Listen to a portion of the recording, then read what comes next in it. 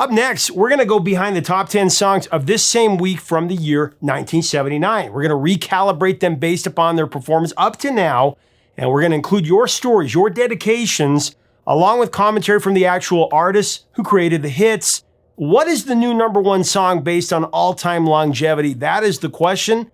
Is it Electric Light Orchestra? Is it Earth, Wind & Fire? Or is it a one-hit wonder that you haven't thought of in a while? Find out next on Professor of Rock.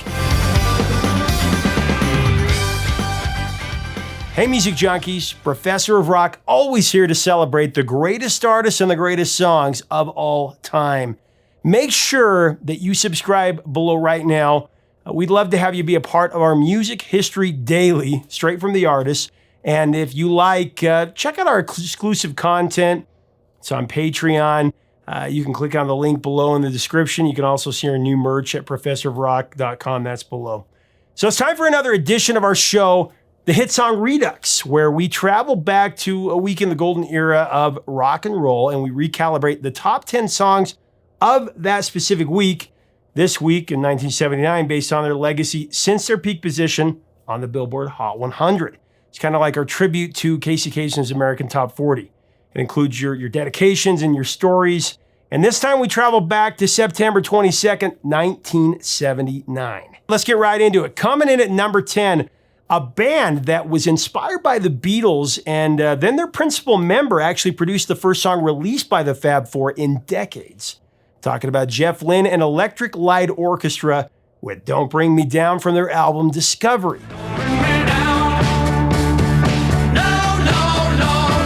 This album sold 2 million copies. So did the single. This was a big song, one of their biggest ever. This was actually their first number one album in the UK.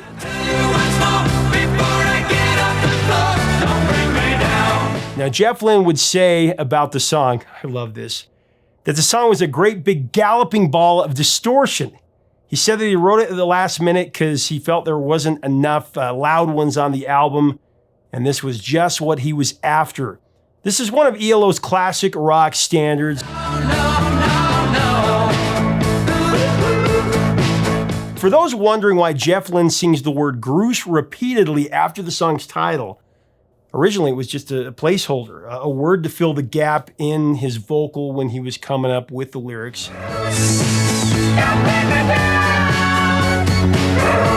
German engineer Reinhold Mack heard the demo, and he asked Jeff Lynne how he knew Gruß means greetings in his country's language. A happy coincidence. From there, Lynne felt that he should just leave it in. Fans misinterpreted the lyrics as Bruce instead of Gruß, and so Lynne, ever the jokester, started singing Bruce at the live shows.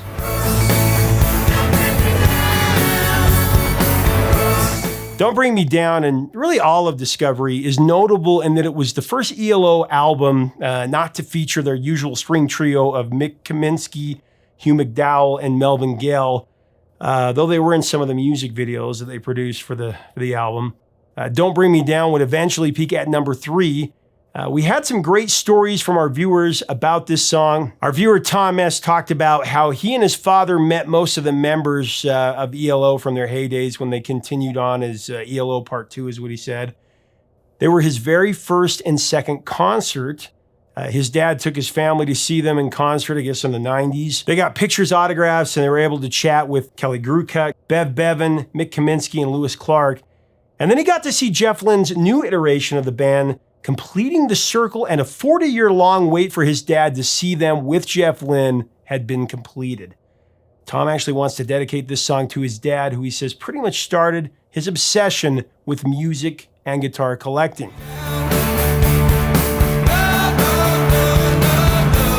Viewer James Carey remembers hearing ELO every Friday and Saturday night when he went roller skating. He says the DJ would play that song, that and Eagles' Heartache Tonight. I'm sure a lot of you remember roller skating to this song. Viewer Michael Rochester talks about how he and his sister would sing ELO on car rides to Long Island when he was a kid, and he also thought Jeff Lynne was singing Bruce and not Gruß. So coming in at number 9, a song by a band that the lead singer told his dad that they were going to become the Black Beatles. He was pretty much right on, as the Commodores had hit after hit after hit, talking about Lionel Richie and the Commodores, with their heart-wrenching hit, Sell On. I'm looking for a good time. It's about a man who has finally accepted the reality that his relationship with his woman is never going to work, and he's ready to move on. I'm looking for a good time. Sell On was written by Lionel Richie for the Commodores' 1979 album Midnight Magic. It was released as the first of 3 singles from the album. It was produced by both Commodores and frequent Lionel Richie producer James Anthony Carmichael. Love to interview him sometime. Guess I'll be on my way. So the song would eventually peak at number 4 on the U.S. Billboard Hot 100. It went to number 9 on the AC charts, as well as number 8 on the R&B Countdown. It was a worldwide hit too. It went to number 3 in Canada, number 8 in the UK, 6 in New Zealand, 8 in the Netherlands, and 8 in Ireland.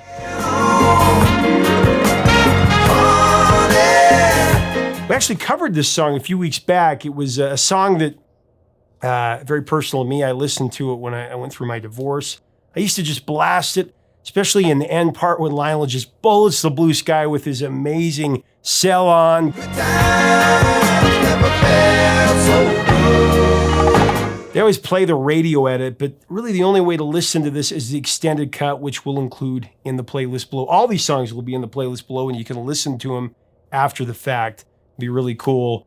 Or you can hear the commentary, then listen to it just like the American Top 40 Countdown. Coming in number 8, we have the glorious voice who brought to life so many wonderful Bacharach and David classics like Walk On By and I Say a Little Prayer. Of course, I'm talking about Dionne Warwick with her song, I'll Never Love This Way Again. I know I'll never love this way again. Actually, before this was a hit for Dionne Warwick, Cheryl Ladd of Charlie's Angels fame recorded it on her 1978 self-titled album.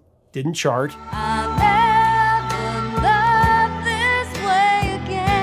And then country music artist Billy Joe Spears recorded it.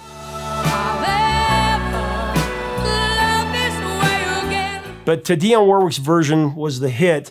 This was Dionne Warwick's first single on Arista after a rough tenure at Warner Brothers Records. And it proved to be a big comeback for Warwick when it reached number 5 on the Hot 100. Went to number 6 in Canada. It also crossed over to the top 20 on the R&B charts. She also won the Grammy that year for Best Female Pop Vocal Performance. Hold on. And it's become one of her biggest songs. It's a song that I distinctly remember from my childhood. Since its release, it's been streamed over, I think about 128 million times between Spotify and YouTube, so very big. Now, coming out at number 7 position is an Australian band who were famous for their outstanding vocal harmonies with hits that are played daily on classic stations across the world, talking about songs like Reminiscent and Cool Change. It's Little River Band with their song Lonesome Loser.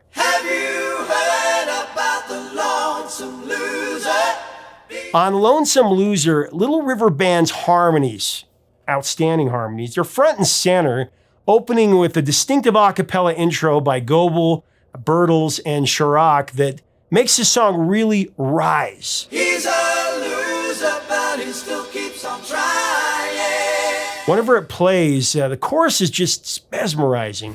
Have you heard about the Lonesome Loser? This song was released in July of 1979 as the lead single from their 5th studio album, First Under the Wire. Would end up peaking at number 6 on the Hot 100. It also went to number 19 in their native Australia. It became the band's 3rd top 10 hit and 6th overall top 40 hit in the U.S.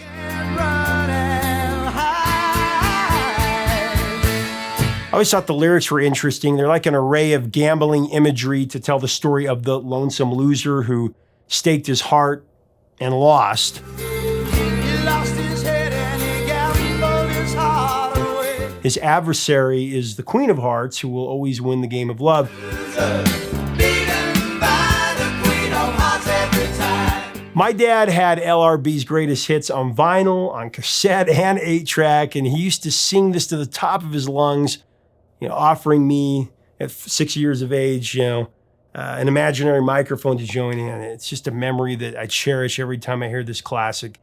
The song has done very well since its release, garnering 110 million streams, including 78 million on YouTube alone. LRB is amazing.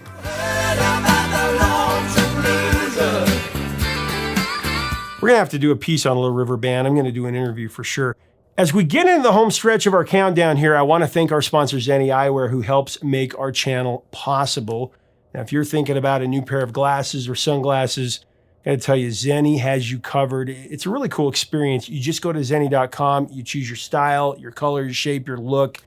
You try them on virtually right there to see how you look before you buy. You put in your prescription, add some of the amazing features I've talked about before, like blue blocks to protect your eyes from digital blue light, and they deliver them right to your door. You really need to check it out. At number 6, a smooth 70s classic that takes you right back to 1979, as well as any song from that year, really. Robert John with Sad Eyes.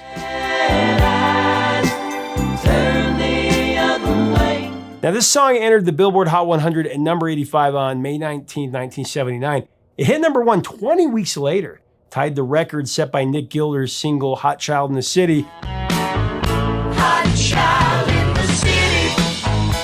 For the longest time to reach the top spot. I don't wanna see you cry. Sad Eyes is just one of very few non-disco or disco-influenced songs to top the 1979 pop charts.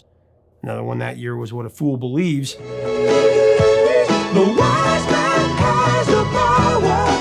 as the story goes, around 1978, famed producer George Tobin called Robert John from California.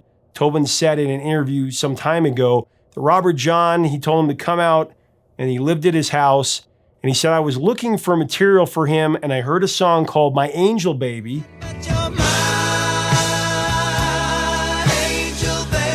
George Tobin said, that's the kind of song that Robert should be doing. So he used that as a frame of reference. And Tobin said that Robert wrote Sad Eyes, and he rewrote it for about 3 months. And every time that he'd write it, Tobin would go, nah, change this, change that.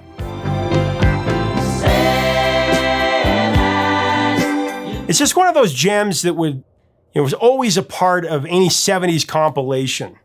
Now, it's actually been streamed 40 million times since its release.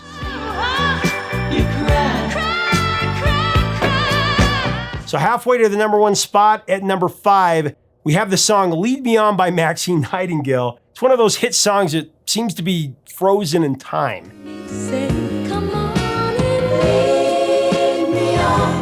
This song absolutely dominated the adult contemporary charts in 79. It was number 1 for 7 weeks. And years later, when Billboard did their top 100 songs of all time on the AC charts, this was at number 2 behind Savage Garden's Truly Madly Deeply.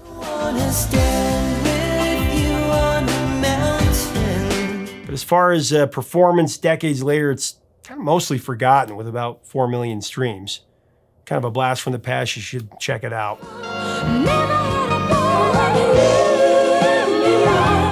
Coming in at number 4, a legendary trumpeter who led the Tijuana Brass in the 60s and a co-founder of A&M Records with Jerry Moss, talking about Herb Alpert with Rise.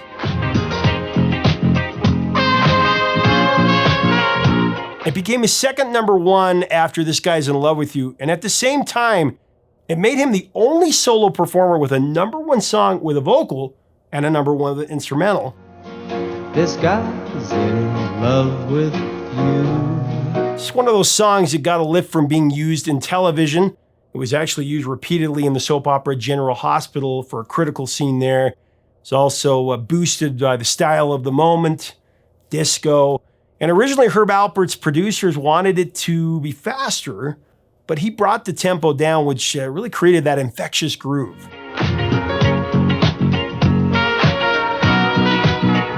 I grew up on Herb Alpert's records. As you may have noticed from my vinyl rack, my parents had all of his records. They got passed on to me.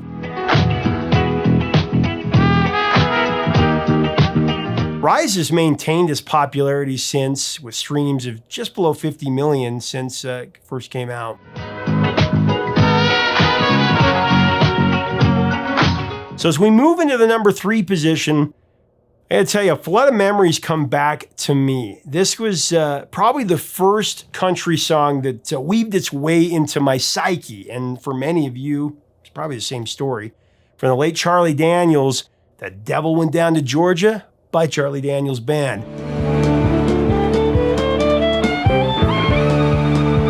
A breakout country hit, if there ever was one. This is one of those songs that we discussed at length as kids, and trying to figure out the narrative. You know, in the song, Satan pays a visit to Georgia and challenges a boy named Johnny to a fiddle duel. He was looking for a soul to steal. He was in a bind 'cause he was way behind, and he was willing to make a deal. Probably remember it as well as I do. You know, if Johnny can outplay the devil, he gets a golden fiddle. But if he loses, the devil gets his soul. Way to go. If you lose, the devil gets your soul. After a dire performance by the devil, complete with the hellacious theater of fire and demon backup singers,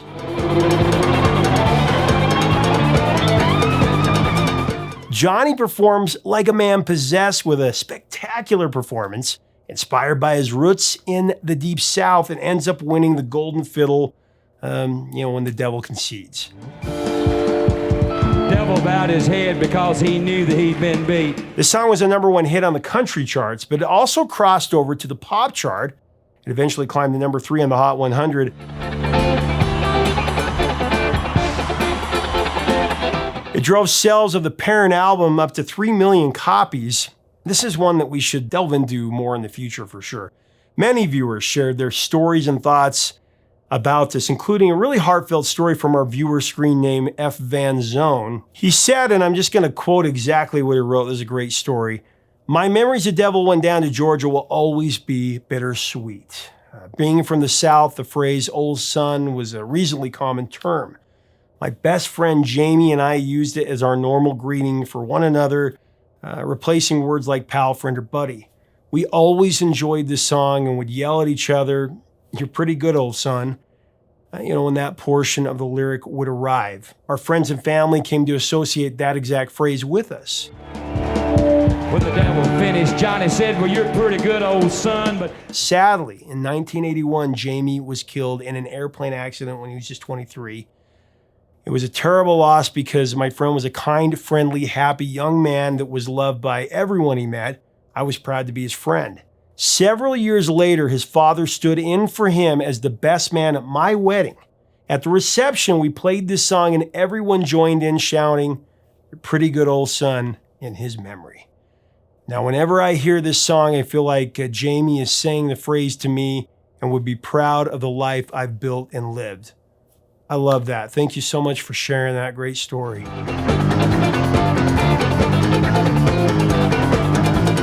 And another watcher with the screen name Rialo Brand, I hope I'm saying that right, tells of making a punk cassette with bands like the Sex Pistols and the Clash and others, where he also added The Devil Went Down to Georgia. He says that he got a lot of flack from other punk friends. He said that he couldn't fit the whole name on the label, so he just named it Country Punk, and would argue that that's exactly what it was. I love that. Our viewer, Matthew Lee, talked about how at 6 years of age, he would always listen in to see if the radio station would play the version with the SOB part, or the family-friendly version, the radio-friendly version, and that he would laugh maniacally whenever they played the former. Never want to try again. I done told you once, you son of a bitch, I'm the best as ever been. The Devil Went Down to Georgia has continued to climb in the years since it was dropped, with almost 250 million streams.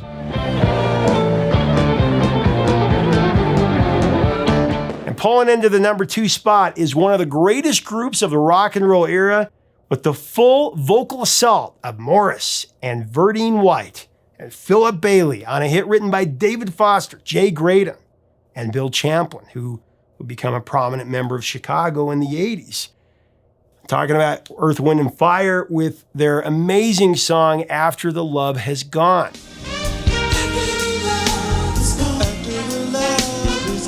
Now, Verdine White said that this song was one of the hardest songs for EWF to get right in the studio. The track was based on a vibe.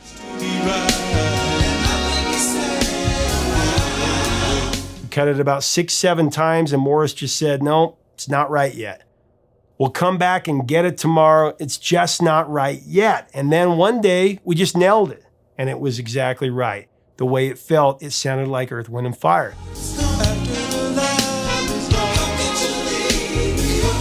So I had a chance to talk to Bill Champlin about writing this song with David Foster and Jay Graydon. Champlin sang lead on quite a few Chicago songs, but their 1988 smash, Look Away.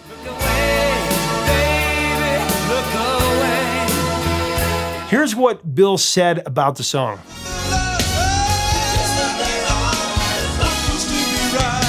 David came over and he says, dude, I got a tune. I got the ballad for this record. Me and Jay wrote it last night. And he said, I don't have the lyrics and I've got one lyric on the chorus. That's it.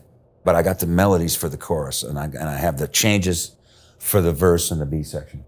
He says, you gotta write that. So he plays it for me and I'm going, oh, Jesus, that's gorgeous. I'm in, man. Throw me in, coach. I'm ready to play. And he says, great. I said, put it on a cassette so I can write it. He says, no, I got to teach it to you.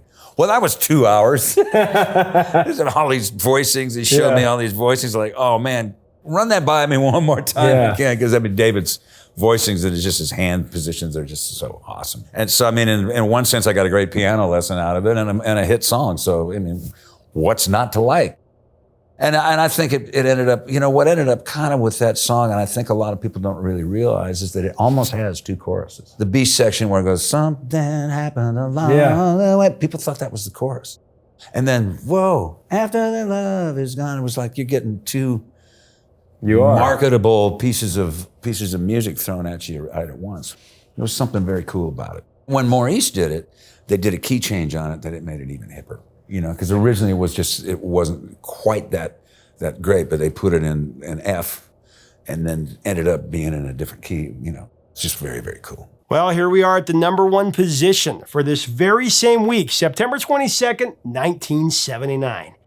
At number 1, one of the greatest hits from 1979 from a band, its timing really couldn't have been better. Inspired by a 17-year-old girl named Sharona Alpert, it's The Knack with My Sharona.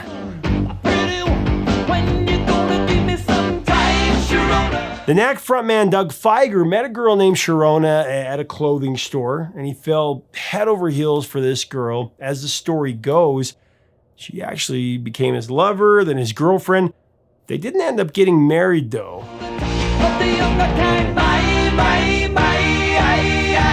My Sharona, like I said, it had great timing as new wave started to shake the charts and the disco craze society was looking for something different.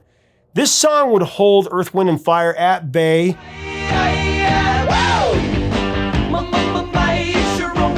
After the Love Is Gone would not overtake it, as My Sharona would spend actually 6 weeks at the top of the charts. It's the biggest song in 1979.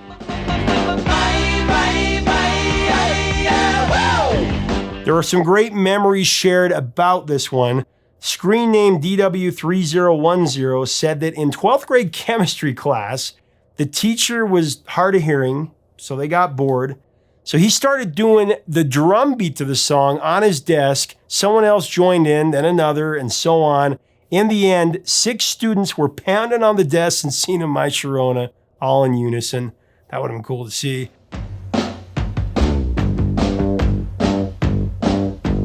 Then our viewer, Nicholas Friesen, said that the first time he heard My Sharona, he was on a date with a girl named Sharon. He said he liked the song, and then she said, yeah, it was written about me. She said that she dated lead singer Doug Fieger in high school at a place called Oak Park High, and he said that he was pretty sure that she was lying, but it was fun to fantasize. I wonder if it was really her.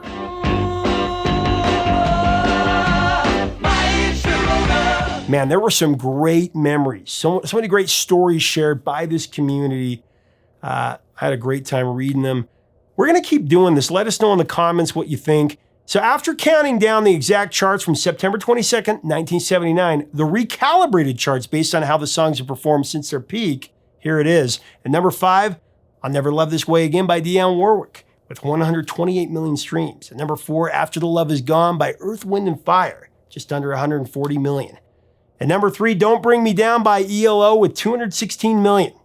At number 2, Charlie Daniels Band with The Devil Went Down to Georgia with just shy of 250 million streams. And at the number 1 position for the Hit Song Redux, barely edging out the devil, it's The Knack with My Sharona with 258 million streams. So no change. Biggest song of the year, It Continues to Rain. Of course, it got a nice boost from Reality Bites, and of course, we can't forget Weird Al's take.